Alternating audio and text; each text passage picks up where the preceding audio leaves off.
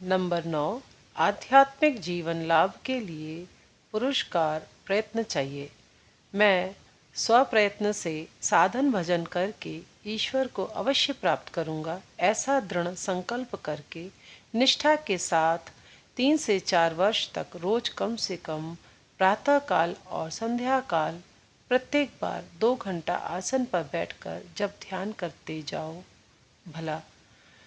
Number 10, गृहस्थों के लिए ज़्यादा प्राणायाम करना ठीक नहीं। जो ज़्यादा प्राणायाम करने के अभिलाषी हों उनके लिए यथा समय परिमित पुष्टिकर सात्विक आहार, नियमित कार्यकलाप, उद्वेग शून्य जीवन, स्वास्थ्यकर निर्जन स्थान, विशुद्ध वायु, कोष्ठ शुद्धि, मितभाषिता, ये सब आवश्यक है। और सर्वोपरि ठीक ठीक ब्रह्मचर्य रक्षा आवश्यक है। इन सब का व्यतिक्रम होने पर हृदय रोग या मस्तिष्क रोग होने की संभावना है। नंबर 11, जब ध्यान करते करते जब मन स्थिर हो जाएगा, शुद्ध हो जाएगा, तब मन ही तुम्हारा गुरु होगा। अपने अंतर से ही सब विषय समझ पाओगे। संशय और प्रश्नों का समाधान होगा। तुम्हें साधना में आगे क्रमशः क्या क्या करना होगा, कैसे चलना होगा, मन ही ये सब बतला देगा। नंबर 12, जप करते समय इष्ट मूर्ति का ध्यान भी अवश्य करो, नहीं तो जप जमता नहीं। पूर्ण मूर्ति ध्यान में न आने पर भी जितनी हो कुछ आए उसे लेकर ही ध्यान प्रारंभ करो। न कर सकने पर भी बार बार चेष्टा करो। न आए तो छोड़ क्यों दोगे? मैं छोड़ने वाला आदमी नहीं हूँ। इस दृढ़ता के साथ करना ही होगा। ध्यान क्या सहज ही मन में लाते ही हो जाता है? मन को अन्य विषयों से पूरी तरह खींचकर ध्येय वस्तु में स्थिर रखने की बार बार चेष्टा करनी पड़ेगी और यह करते करते ही होगा।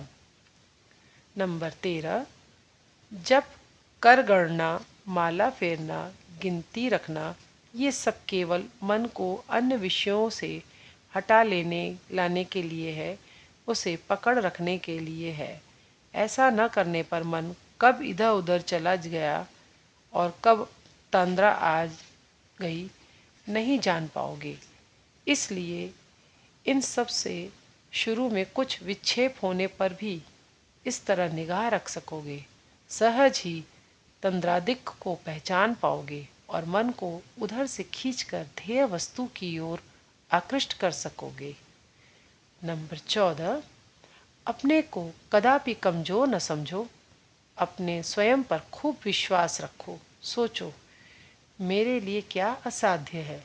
मैं मन में ठान लेने पर सब कुछ कर सकता हूँ। मन के सम्मुख पराजय स्वीकार क्यों करोगे? समझ लो, मन को वश में ला सकने पर सारा संसार तुम्हारे वशीभूत हो जाएगा। तुम विश्व विजयी बन जाओगे।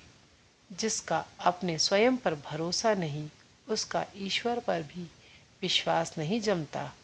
स्वामी विवेकानंद ने कहा है, जिसको खुद पर विश्वास नहीं वही यथार्थ में नास्तिक है। जिसको आत्मविश्वास नहीं उसकी बात कोई नहीं सुनता।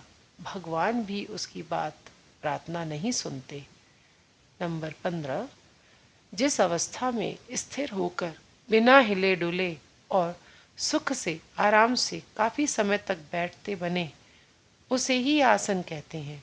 किंतु मेरुदंड को सीधा रखना होगा और वक्षस्थल, गर्दन तथा मस्तक सीधी हालत में रखने होंगे, मानो देह का समस्त भार पसलियों पर गिरता हो, पर वक्षस्थल नीचे की ओर न झुक जाए।